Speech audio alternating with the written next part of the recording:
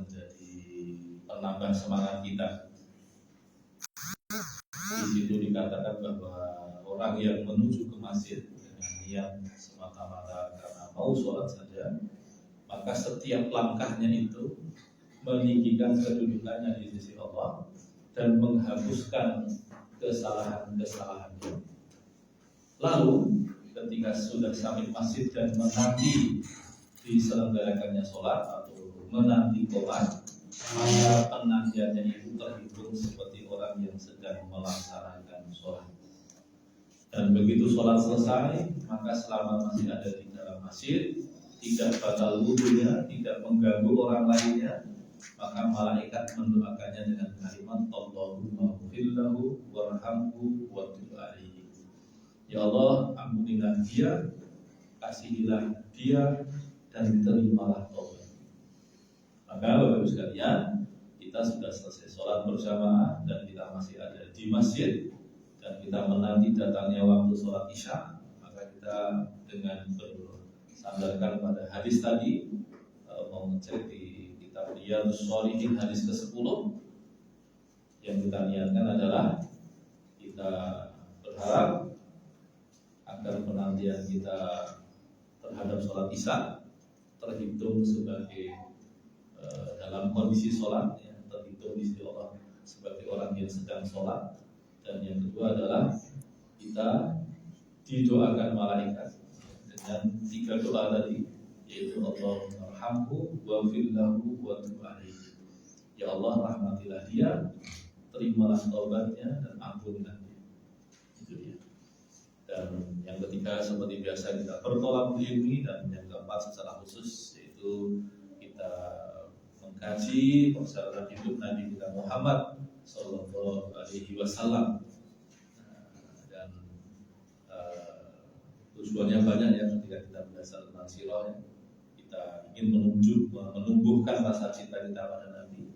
Kita ingin mendapatkan cinta Nabi kita Muhammad Sallallahu Alaihi Wasallam, dan juga sebagai cara kita mengungkapkan cinta kita kepada Nabi kita Muhammad Sallallahu Alaihi Wasallam. Bapak Ibu sekalian, selanjutnya mengingatkan bahwa kita sudah ada di ujung bulan Jumadil Akhir, ya, dan kita sudah selayaknya mulai memperbanyak doa, mengharap atau memohon kepada Allah agar bisa bertemu dengan bulan Ramadan. Di antara doanya, Allahumma balighna Ramadan, ya Allah, sampaikan kami ke bulan Ramadan, atau Allahumma atina Ramadan, ya Allah, bawa kami ke bulan Ramadan, atau Allahumma ati Ramadan ilaina, ya Allah, bawalah Ramadan kepada kami. Kalimatnya apapun silakan, intinya kita memohon kepada Allah agar bisa bertemu dengan bulan Ramadan. Dan beberapa hari lagi, Bapak Ibu sekalian, kita akan masuk ke bulan Rajab. Rajab adalah bulan haram atau bulan suci. Maka kita mulai menahan diri, kita mulai hati-hati, ya, khususnya di bulan suci kita hati-hati, sekaligus persiapan untuk memasuki Ramadan, Bapak Ibu sekalian. Karena itulah tradisinya orang-orang solih, sehingga ada ungkapan Rajab lizzar'i, Sya'ban lis-saqi, wa Ramadan lil-hasad. Rajab menanam, Sya'ban menairi, dan Ramadan adalah panen. Bapak Ibu sekalian yang dimuliakan Allah Subhanahu wa taala,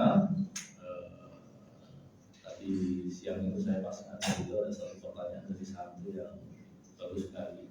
Dan memang adik-adik kita yang senang baca itu biasanya itu dapat bacaan itu yang aneh-aneh.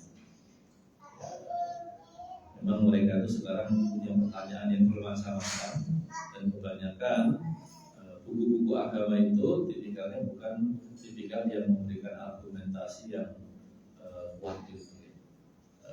Apakah nggak ada? Sudah banyak juga. Mereka sudah belum pernah hasil. Tapi memang kebanyakan kita itu kalau sudah beriman itu, ya kita itu cukup dengan dalil Quran dan hadis itu sudah cukup. Ya. Tapi ada dari kita yang muda-muda itu biasanya memang belum cukup. Ya. Mereka perlu dikasih argumen yang lebih tajam. Lalu kemudian ada yang bertanya, kalau kita ini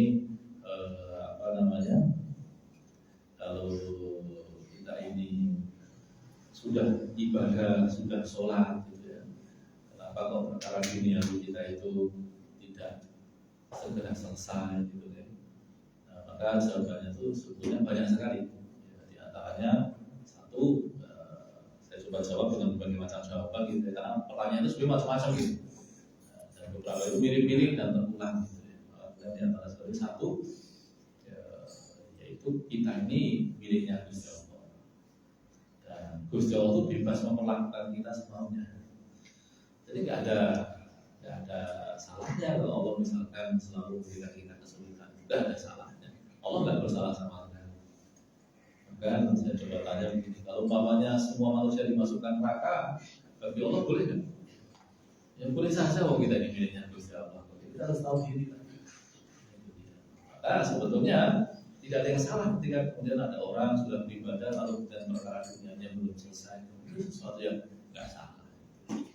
Apalagi kemudian selama ini nggak taat-taat amat gitu ya, lalu kemudian dapat masalah duniawi, lalu pengen agar Allah menguraikannya, agar Allah menyelesaikannya gitu ya. Tapi ibadahnya belum terlalu lama, ternyata masalahnya bertambah berat, lalu kemudian komplain, saya ini sudah ibadah kok, kemudian masalah saya belum selesai. Nah, terhadap yang begitu itu kita juga harus menyadarkan bahwa apa? Bahwa kita itu belum teruji oleh Allah. Kalau selama ini belum taat, tiba-tiba dapat masalah duniawi, lalu pengen ditolong Allah, sementara taatnya itu belum terlalu lama. Jadi kita harus sadar diri juga ya, bahwa Allah tuh pengen melihat seberapa konsisten kita taat kepada Allah Subhanahu wa Ta'ala. Itu Allah menguji. Lalu kemudian alasan yang lain juga Bapak Ibu sekalian, bahwa sebetulnya ibadah kita itu ya, tidak harus dibalas dengan kebaikan dunia. Memang di antara kasih sayang Allah adalah banyak perkara ibadah itu ada manfaat dunianya. Duha, dibukakan rezekinya, sholat malam, Allah mudahkan manusia untuk mendapatkan apa yang dicita-citakannya ya. Itu tentu sesuatu yang lumrah saja, baik saja. Itu wewenang Allah yang sepenuhnya tidak masalah. Tapi kita sebagai manusia juga harus sadar ya, bahwa ketika Allah tidak serta-merta memberikan kita dunia, memberikan kita kemudahan dunia padahal kita sudah ibadah, itu juga bukan berarti Allah menyalahi janjinya. Karena pertolongan Allah itu tidak spesifik. Ya, pertolongan Allah itu macam-macam, bentuknya itu macam-macam, dan banyak hal itu kita tidak menyadarinya. Kita harus tahu itu. Termasuk Bapak Ibu sekalian, ya, saya itu sebetulnya jawaban begini. Kalau ada orang taat gitu ya, lalu kemudian dia mendapatkan balasan duniawi, ya taatnya itu biar mendapatkan balasan duniawi gitu ya. Itu sebetulnya untuk orang-orang yang sifatnya masih lemah imannya, masih pemula dalam ketaatan. Ya kenapa begitu? Karena memang orang begini itu baru belajar untuk bertransaksi dengan Allah. Kalau dulu ngasih orang, harapannya dibalas sama orang, itu kan berarti kan masih transaksinya kan dengan manusia lainnya, dengan sesama makhluknya Allah Ta'ala. Tapi ketika dia sudah naik lebih tinggi, ya dia mulai kemudian nolong orang itu harapannya itu balasan dari Allah. Ya, jadi pertolongannya itu yang diharapkan adalah pertolongan Allah. Tapi orang yang berharap pertolongan sesegera mungkin itu sebetulnya kan juga tidak lepas dari apa? Imannya yang masih minimalis, masih terbatas. Ya, ketika ibadah A, B, C, D, E, lalu Allah mudahkan perkara dunianya A, B, C, D, E, itu biasanya bagi orang yang memang kesabarannya itu tidak terlalu tebal. Tapi coba kita lihat ini kenapa kita belajar sirah. Tujuan saya bercerita itu karena sirahnya. Coba lihat dalam sirah Nabawiyah saya bilang kebaikan. Abu Bakar itu taat sama Allah bisa-bisa itu dapat dunia atau malah korbankan dunia. Malah korbankan dunia. Abu Bakar itu taat dan berkali-kali dan dia merasa itulah yang harus dia lakukan. Dan bukan hanya Abu Bakar, Umar ya begitu, Utsman ya begitu, Ali bin Abi Thalib. Orang-orang yang dijamin masuk surga itu tipikalnya sama. Tentu mereka minta tolong sama Allah, tapi yang mereka harapkan tuh sudah lebih besar. bukan lagi semata-mata biar perkara duniawinya dimudahkan, bukan. Tetapi mereka ingin betul-betul memenangkan agama Allah, ingin agar orang-orang itu kenal Allah, agar orang-orang itu taat pada Allah, agar orang-orang itu mencintai Nabi, agar orang-orang itu mengikuti Nabi. Itulah tujuan dari apa yang mereka lakukan. Makanya kemudian nama mereka menjadi harum sampai hari ini, sampai akhir zaman nanti. Kehebatan mereka itu. Dan keajaiban di zaman Nabi Muhammad itu banyak gitu. Tetapi dibandingkan zaman berikutnya itu lebih banyak zaman berikutnya. Kenapa? Ya karena kekuatan imannya. Generasi Nabi itu karena dididik langsung sama Nabi, sahabatnya minta ampun. Jadi ketika mereka lama itu tidak melihat pertolongan Allah, mereka tetap yakin, mereka enggak goyah, mereka tetap sabar.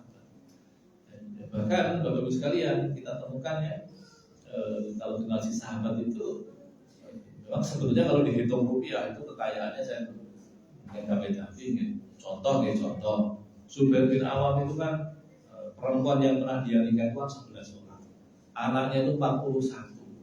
Ketika dia meninggal, satu orang istrinya, berarti kan yang masih boleh menikah kan hanya 4 ya. Itu satu orang istrinya itu dapat warisan itu sekitar 4 miliar kalau dirupiahkan.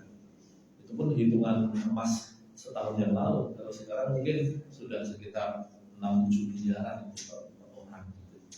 Wahnya enggak. Tetapi Bapak Ibu sekalian, menariknya adalah mereka itu tampak lusuh, tampak gak punya, tampak merana. Tapi hati mereka itu bahagia dengan keimanan. Nah, generasi berikutnya itu Allah berikan kemenangan yang sangat mengagumkan.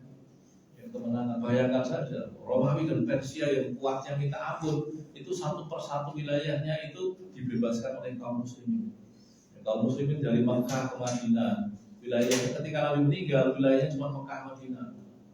Lalu apa? Mulai bergeser ke Yaman, lalu ke utara ke Syria, ke Mesir, ke Maroko, sampai ke Afrika Utara paling barat, ya. Lalu ke timur, ke arah Irak, ke arah Iran, gitu ya. Luas sekali. Nah, lalu para solihin, ya, para tabiin dan tabiin itu ketika mereka melihat bahwa mereka itu dibukakan dunia seluas-luasnya, mereka tuh malah nangis. Nangisnya kenapa? Mereka tuh malah bilang begini, kok bisa Nabi dan sahabat Nabi itu nggak mendapatkan apa yang kita dapatkan, sementara kita kok dibukakan semua ini? Apa salah kita? Malah merasa bersalah. Mereka malah merasa. Nah, Bapak Ibu sekalian, dari Sirah Nabawiyah ini kita belajar bagaimana kita itu naik level ya. Tentu kita mohon kepada Allah pertolongan berbagai perkara dunia dan akhirat kita, tentu yang paling utama akhirat ya. Lalu kemudian beberapa perkara dunia. Tetapi dengan kita mengambil inspirasi dari sahabat Nabi, ya kita jadi lebih sabar, kita lebih yakin, kita jadi lebih kuat ya bersandarnya kepada Allah Subhanahu wa Ta'ala. Termasuk Bapak Ibu sekalian, kita ini perlu belajar dari saudara-saudara kita di Sumatera, di Aceh, Sumatera Barat, Sumatera Utara. Kenapa? Ya, hari ini mereka diuji Allah dengan sesuatu yang tidak kebayang. Bahkan Aceh saja itu ujiannya beda dengan tsunami, Bapak Ibu sekalian. Kalau tsunami itu airnya itu datang lalu pergi, selesai. Kalau yang ini airnya itu bawa lumpur, bawa kayu, ya begitu kemudian datang, airnya pergi, tapi lumpurnya dan kayunya itu mengendap dan mengubur rumah. Itu luar biasa. Dan apa yang kita belajar dari mereka? Ya, tawakalnya mereka pada Allah. Betul-betul mereka berharap pada Allah, minta pertolongan Allah. Dan pada kualitas itu mungkin kita yang tertinggal jauh. Kita sekalian ya, kita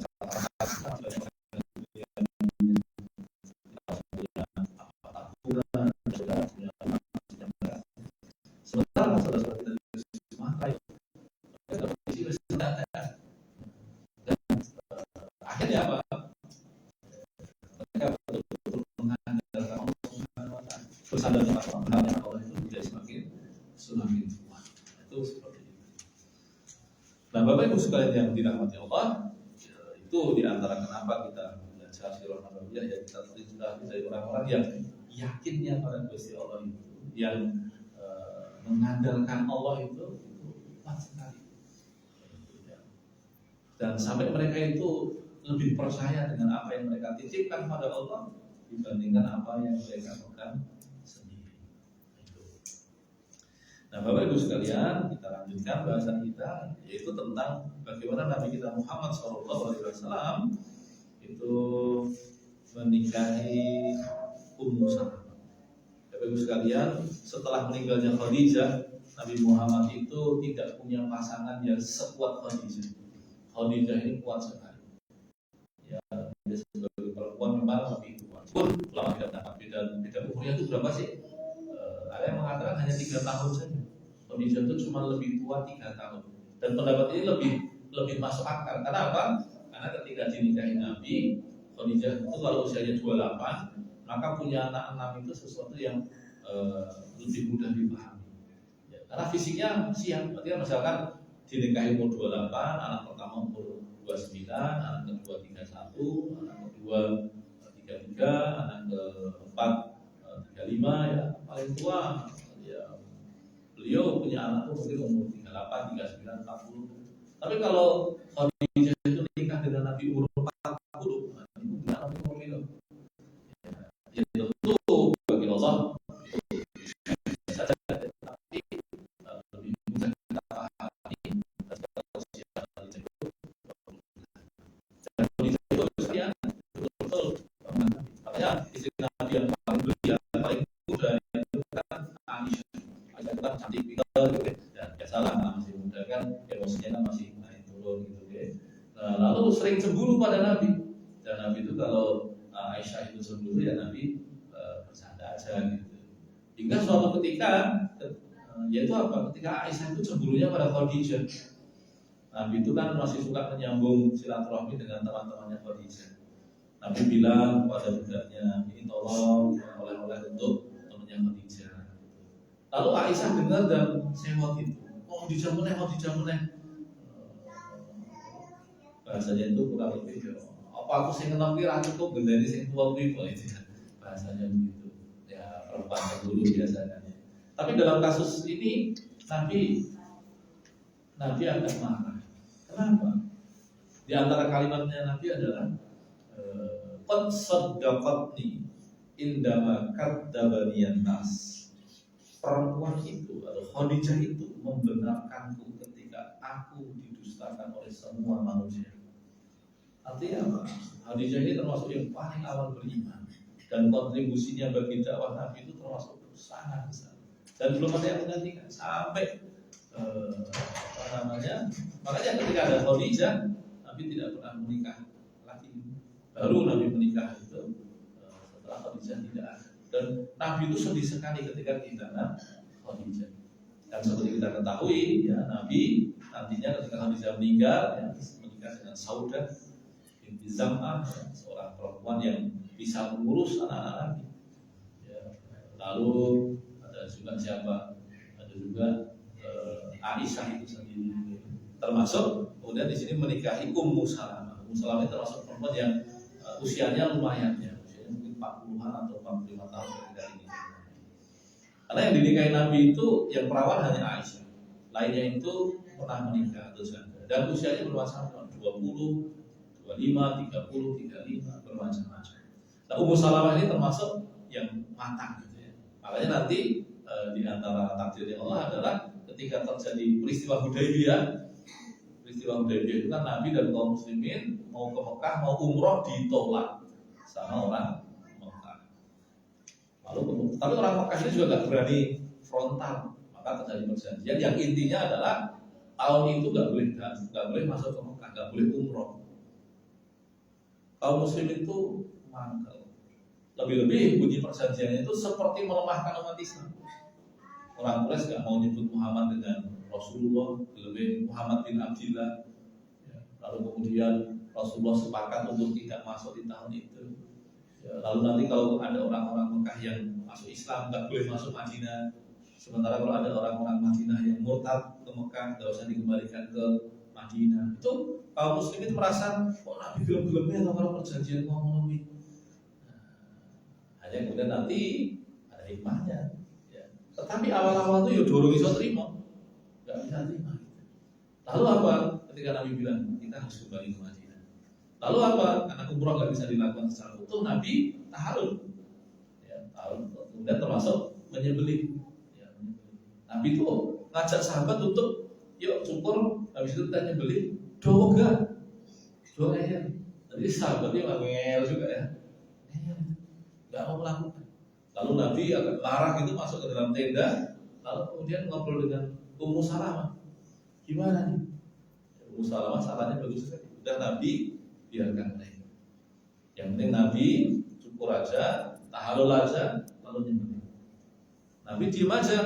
Kemudian keluar dari tendanya, nyukur rambutnya, nyembelih. Yang lain ternyata kemudian pada ngikut. Contoh bagaimana Ummu Salamah ini termasuk pendamping Nabi yang cerdik ya, yang punya kebijaksanaan. Itu nggak kebayang kalau yang diajak Aisyah mungkin ceritanya akan beda itu. Itu ya karena memang emosinya berbeda ya, temperamennya berbeda. Karena Aisyah beliau cerdas, tetapi dalam situasi genting seperti itu mungkin kemungkinan tidak akan tenang menghadapi situasi. Nah, fi Syawal minas sanah ar-rabi'ah lil hijrah tazawwaja Rasulullah sallallahu alaihi wasallam Ummu Salamah wa ismuha Hindun bintu Abi Umayyah bin Al-Mughirah. Nah, Ummu Salamah ini nama kondaknya ya, tetapi nama aslinya adalah Hindun. Hindun bintu Abi Umayyah bin Al-Mughirah. Itu nama lengkapnya. Wadhalika ba'da in qadat iddatuha min zawjiha Abi Salamah. Nah, Ummu Salamah ini dinikahi ya, setelah masa iddahnya habis. Masa iddah kenapa? Karena meninggalnya Abu Salamah. Ya, bahkan Abu Salamah itu kan lelaki yang sangat baik. Bahkan Ummu Salamah itu sedih, ya Allah. Ummu Salamah sempat tanya, wahai Nabi, kalau kita bersabar, bukankah kita akan diberikan ganti yang lebih baik dibandingkan apa yang kita tinggalkan atau yang kita kehilangan, gitu ya? Nabi mengatakan betul, gitu ya. Tapi Ummu Salamah kemudian tanya, tapi Nabi, apakah ada orang yang lebih baik dari Abu Salamah? Untuk menunjukkan bahwa Abu Salamah ini baik sekali. Dan Ummu Salamah hampir nggak percaya ada orang itu lebih baik dibandingkan Abu Salamah. Lalu kemudian ketika ditanya begitu, Nabi langsung mengajukan itu. Bagaimana kalau aku menikahi? Lalu Ummu Salamah percaya dengan janji Allah bahwa ketika seseorang itu bersabar atas ujian, atas kehilangan, maka Allah akan mengganti dengan sesuatu yang lebih baik. Karena Ummu Salamah mausufah bil aqlil baligh. Ummu Salamah terkenal cerdas. Wara'is sa'ib. Idenya itu banyak yang kena, banyak yang sesuai dengan kondisi. Wa hiya akhir man tufiya min azwajin Nabi. Nantinya Ummu Salamah ini adalah istri Nabi yang terakhir meninggal. Jadi Aisyah memang lebih muda ya, tapi nanti dalam usia panjang itu Aisyah malah meninggal lebih dulu dibandingkan Ummu Salamah. Tuwfiyat sanah ihda wa sittina lil hijrah. Meninggalnya tahun 61 Hijriah. Artinya apa? Meninggalnya itu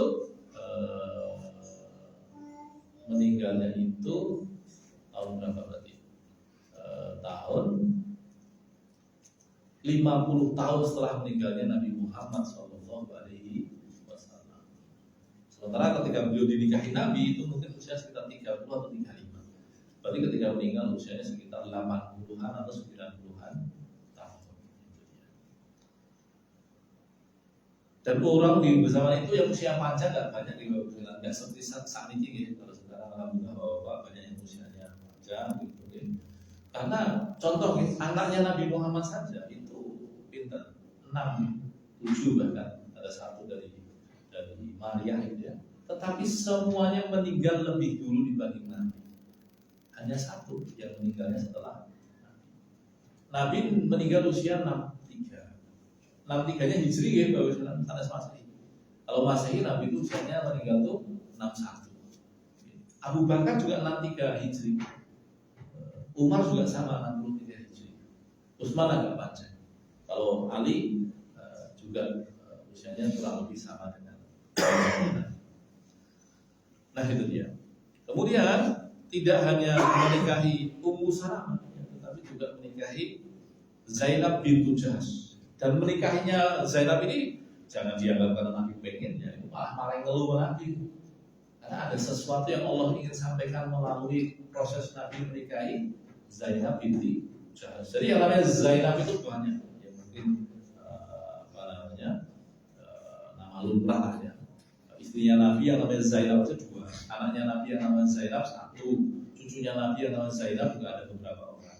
Nah, itu Zainab gitu ya. Tapi Zainab binti Jahsy ini kan sebetulnya kan, ya tadi saya sudah sebut dulu ya salah ya. Mereka masih saudara. Ya ada yang dekat, ada yang jauh gitu ya. Nah, ketika menikahi Zainab binti Jahsy itu Bapak sekalian, itu Nabi itu diolok-olok, diecetan. Gimana ceritanya kita lihat. Tazawwaja Rasulullah sallallahu alaihi wasallam Zainab binti Jahsy di sanah ar-rabi'ah lil hijrah. Ya, jadi beberapa bulan ya, setelah setelah menikahi Ummu Salamah, Nabi menikahi Zainab binti Jahsy. Wa kana zawjata Zaid bin Haritsah ibn Nabi bin Tabanni Tallaqaha Zaid summa tazawwajaha Rasulullah sallallahu alaihi wasallam. Nah, Zainab binti Jahsy ini Bapak sekalian, itu tuh bekas istri dari bekas anak angkatnya Nabi Muhammad. Ceritanya pripun? Nah, jadi Nabi itu sebelum jadi Nabi itu punya budak namanya Zaid bin Haritsah. Zaid bin Haritsah ini singkat cerita dibeli oleh pamannya Khadijah, lalu dihadiahkan kepada Khadijah. Ketika nikah dengan Nabi, dihadiahkan kepada Nabi. Nah, karena Nabi itu orangnya baik hati, dibebaskan. Dan kamu gak usah jadi budak saya ya. Dan istilah itu maulah, orang yang bekas budak itu namanya maulah, dibebaskan tuh, kamu hidupnya di sini aja. Nah, lalu kemudian apa? Suatu ketika, ini belum jadi Nabi ya, Pak Dene Zaid niku niteni. Karena dulu Zaid itu jadi budak gara-gara kampungnya diserang, ada perang itu diserang, kemudian ditawan dijadikan budak. Nah, Pak Dene itu pas lagi bulan, dodolan, dagang itu ke Mekah itu niteni. Jadi kan Zaid tadi, ini aneh Haritsah. Lalu saya informasi, siapa sih ini sendiri Muhammad. Lalu kemudian si pamannya Zaid ini pulang ke kampung, beritahu si Haritsah, aku ngurangi anakmu, nanti di Mekah, piye kahanane ape, tapi dia ini diduweni wong jenenge Muhammad. Maka kemudian Haritsah ini mengumpulkan uang,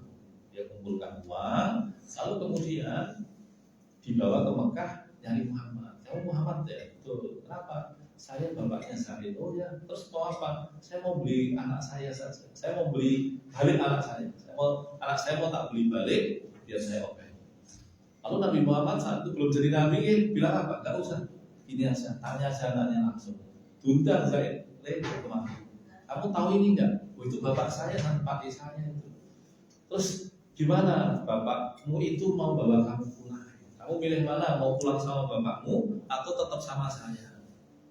Jawabannya mengagetkan. Ternyata Zaid bilang, saya mending sama Muhammad saja. Bapaknya kaget. Loh kok ini malah terima karo wong liya balik karo bapakmu. Zaid juga meyakinkan dia orang baik. Saya akan baik-baik saja bersama dia. Lalu kemudian Muhammad SAW itu kemudian melihat kekhawatirannya si Haritsah. Lalu kemudian bilang gini, tenang aja, anakku akan saya rawat baik-baik. Bahkan silahkan lihat ya, ini silahkan ada semuanya dilihat. Anakmu saya angkat jadi anak saya. Di sana itu harus jalan dalam tradisi Zaidiyah, nek ngangkat anak itu berarti anaknya oleh waris. Nasabnya juga diganti. Makanya kemudian namanya itu sempat berubah menjadi Zaid bin Muhammad. Tapi anak iki mulai saiki jenenge Zaid bin Muhammad. Lan sesuk nek aku mati dheweke oleh warisan saka aku. Singkat cerita, Nabi Muhammad menjadi nabi, syariat kemudian Allah turunkan bermacam-macam. Nah, sebelum syariat tentang karannya mengatakan itu turun, ada kejadian Nabi itu mendatangi Zainab binti Jahash. Aku melamar kowe. Loh, Zainab senang sekali dilamar sama Nabi. Tapi Nabi bilang orang gua aku. Loh, gua sapa? Gua anak angkatku Zaid bin Muhammad. Wegah. Jahash itu Zainab itu bahkan saya mengatakan lan atazawwaja bihi. Aku wegah nikah karo dhewe. Gitu ya. Tapi kemudian Nabi mengatakan belum dinaik baju hingga kemudian tiba-tiba turun ayat. Ayatnya apa sekalian?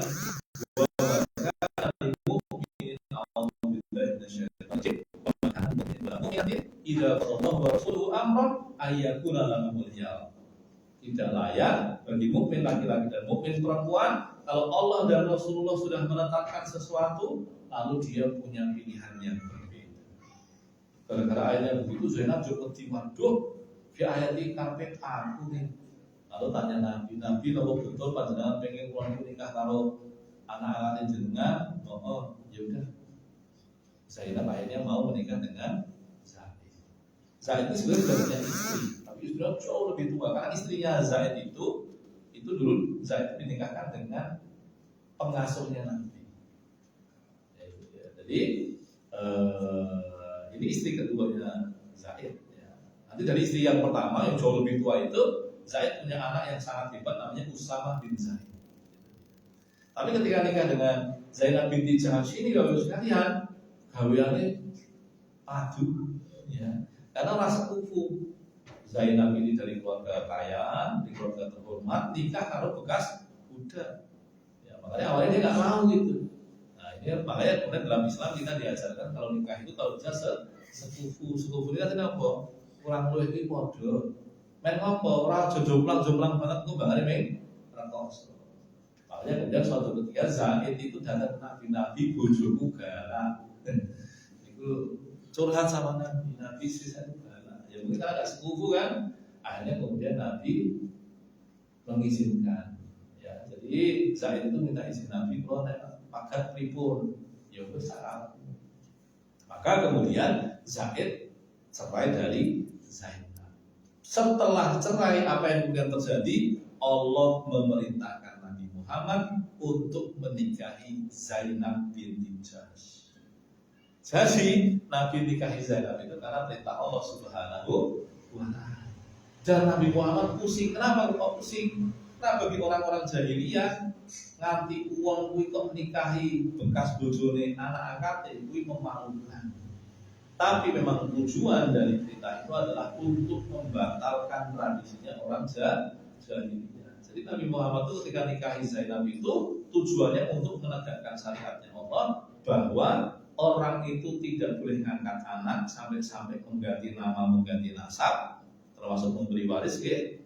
Lalu kemudian apa? Termasuk orang boleh menikahi orang yang dulunya dinikahi oleh anak angkat. Nah itu dia. Itu di bahan omongan kalau Muhammad kalau ngerabani bekas bojone anaknya dhewe ya gitu kan sama orang jahiliyah. Itu sampai seperti itu. Tapi ya tadi karena memang Nabi Muhammad itu menikahi Zainab karena ingin menegakkan salah satu syariat Islam. Itu ya. Jadi kalau misalnya menilai anak-anak satu yang anak angkat itu ini harus dipahami dulu ini nanti maksudnya bahasa ini. Jadi begini, anak angkat itu kalau artinya sekedar ngopeni boleh, tapi kalau sampai kemudian mengganti nasab, wih anakku gitu ya, bahkan nasabnya diubah, kasusnya tadi Zaid kan dari Zaid bin Muhammad itu hukumnya haram. Ya kalau mau yang angkatnya laki-laki kan statusnya apa? Intinya adalah tetap bukan muhrim. Ya, mau diangkat atau nggak diangkat tetap bukan muhrim. Jadi mengangkat anak sampai kemudian mengganti nasab itu haram. Kalau kemudian sekedar ngopeni boleh, tapi statusnya tetap bukan muhrim. Nah, itu dia. Lalu kemudian kalau kemudian anak angkat menikah, jadi kalau orang anak misal nih dengan dua anak, lalu kemudian anak jenengan itu menikah dengan orang, lalu cerai, maka orang itu tidak boleh jenengan nikahi. Namanya mahram mu'abbad. Dia menjadi orang yang haram dinikahi selama-lamanya. Jadi kalau ada orang misalkan mau nikah karo anak dan itu nikah karo ibu mertuanya, itu ada kasus begitu kan? Itu haram mu'abbad. Itu nggak boleh sampai karena termasuk ketika dia menikah dengan seorang perempuan, lalu misalkan perempuan ini misalkan janda gitu, dua anak itu, lalu kemudian jandanya ini meninggal, lalu dia menikahi anaknya gitu kan, itu juga haram mu'abbad namanya. Itu nggak boleh, itu tidak boleh sama sekali.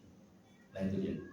Nah sementara dalam kasusnya Nabi Muhammad menikahi bekas istri dari bekas anak, sehingga intinya mengatakan apa? Boleh.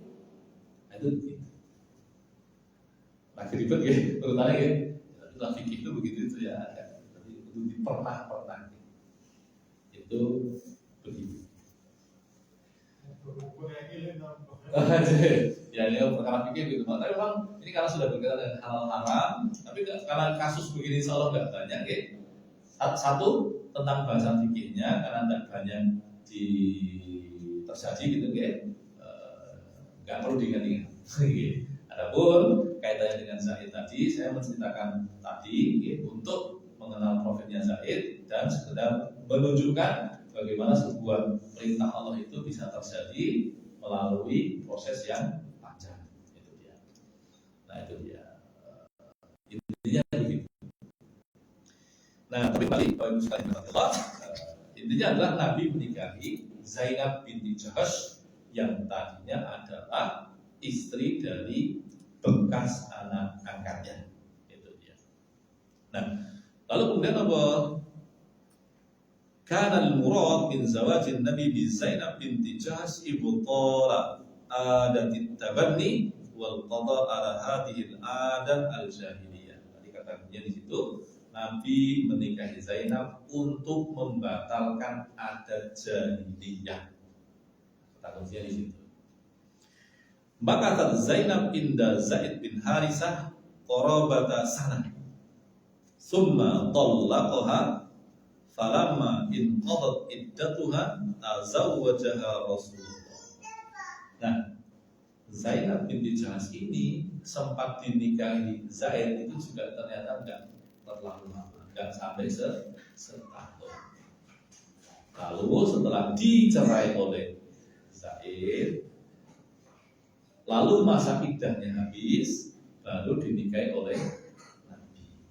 Nah, Bapak sekalian, ini juga perlu dipahami dalam Islam. Cerai itu bukan sesuatu yang dulu. Ya, cerai itu bukan sesuatu yang dulu. Dalam Islam, nikah dan cerai selama prosesnya baik, maka dia baik. Jadi pemahamannya bukan nikah itu baik, cerai itu buruk, bukan. Nikah jika caranya baik maka baik, cerai jika caranya baik juga baik. Sebaliknya nikah nek caranya ora apik, jauh jangan ada di kita yang nom jong-jongan suwi itu tidak boleh. Tapi kemudian dengan menikah, apalagi belum pernah mengalami berbagai bentuk perzinahan, itu ya disukti. Tapi kalau pernah terjadi bentuk-bentuk perzinahan, ya harus bertobat dahulu, baru kemudian menikah. Lalu kalau kemudian cerai lalu drama, gelut, rebutan, itu nggak boleh. Karena ayatnya mengatakan, amsikuhunna bi ihsan, ya, bil ma'ruf, atau sampai hubungan bil ma'ruf. Karena Arab dipertahankan pernikahannya, yang penting baik. Dan kalau mau dilepas juga dengan cara yang baik. Karena ada juga yang cerai itu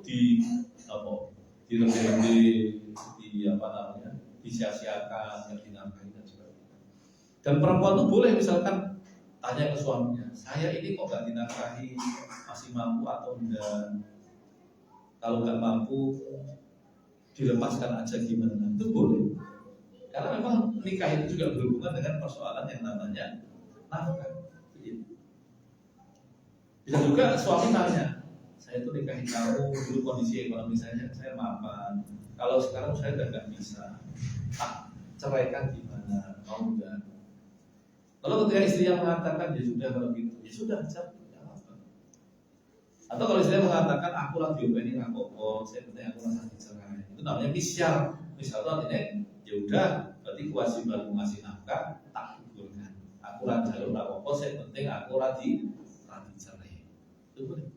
Bahkan misalkan laki-laki soleh, perempuannya soleh, kemudian misalkan gitu, orang gue tak pisah ya, sama-sama mau, ya itu bukan sesuatu yang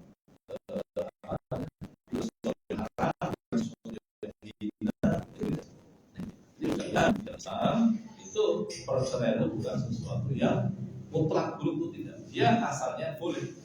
Makanya bahasa fikihnya ada bahasa nikah dan bahasa cerai.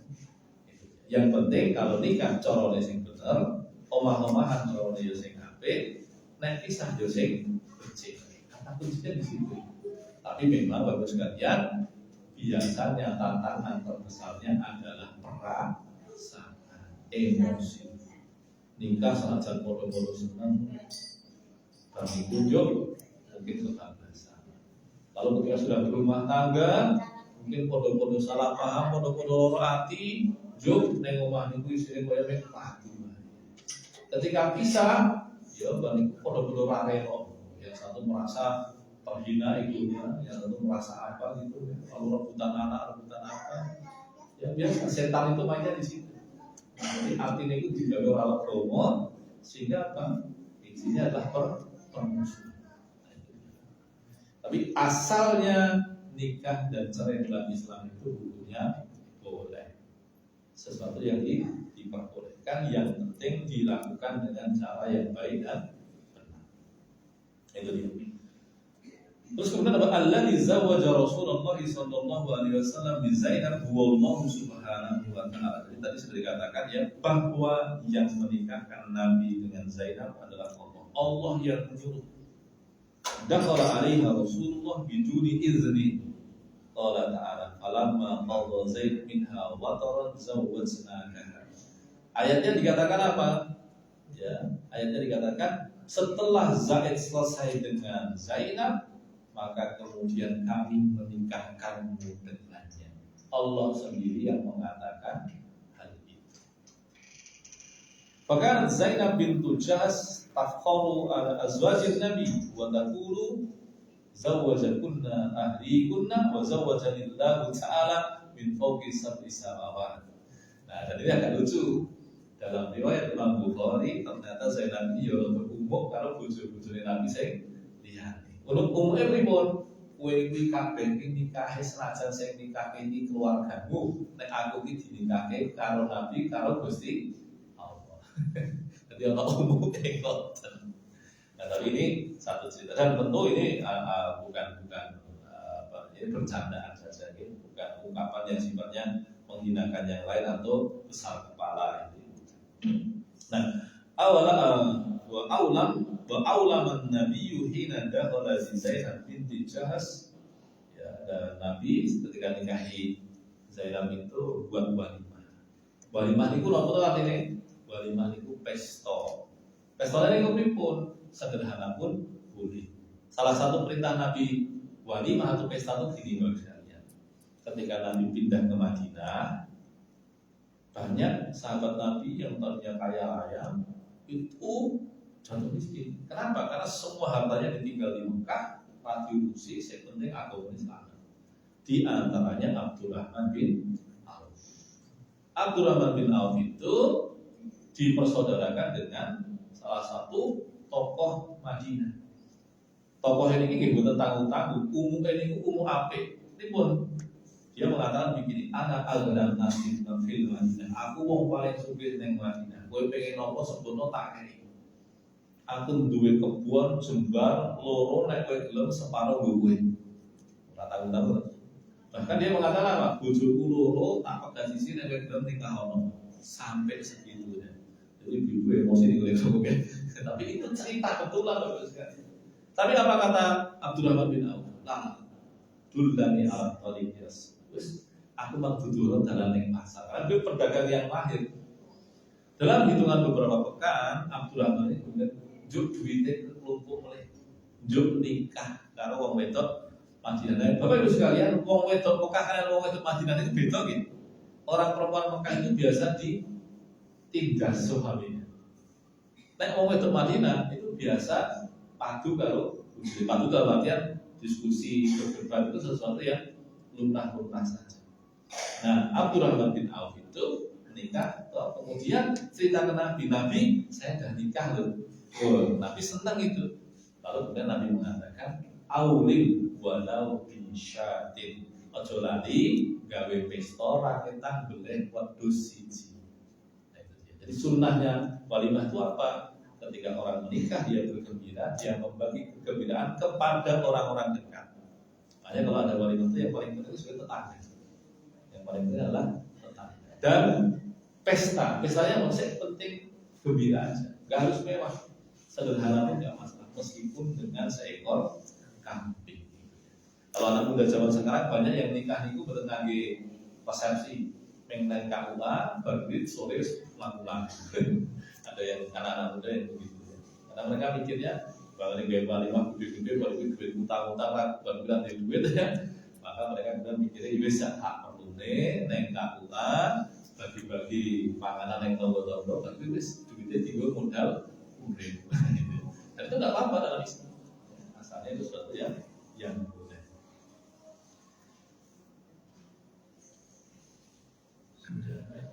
Itu sekalian.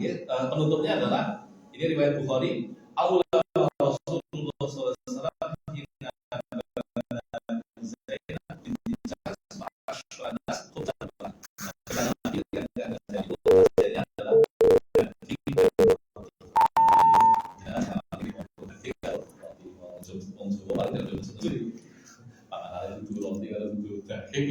Disuguhi atas itu malah benar cocok ya, lalu sesuai dengan kekhasan masing-masing.